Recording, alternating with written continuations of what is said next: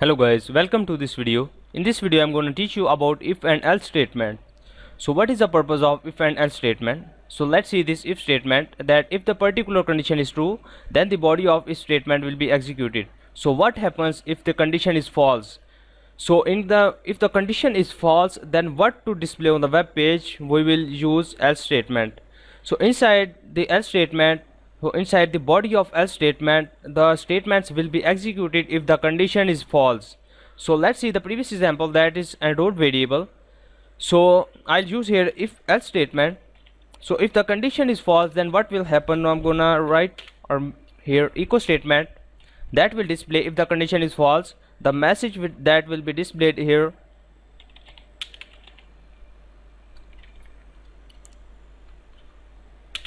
you are not enrolled in.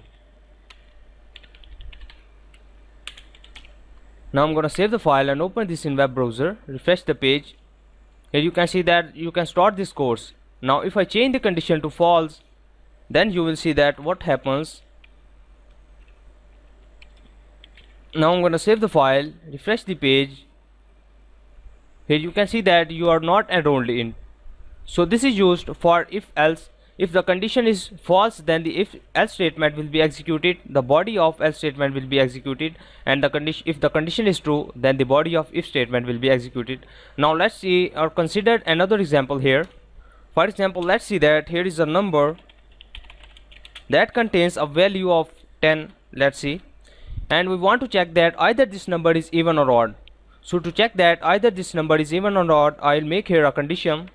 I'll use here arithmetic operator that is called modulus operator that will return the remainder. Now I'll divide this number by 2.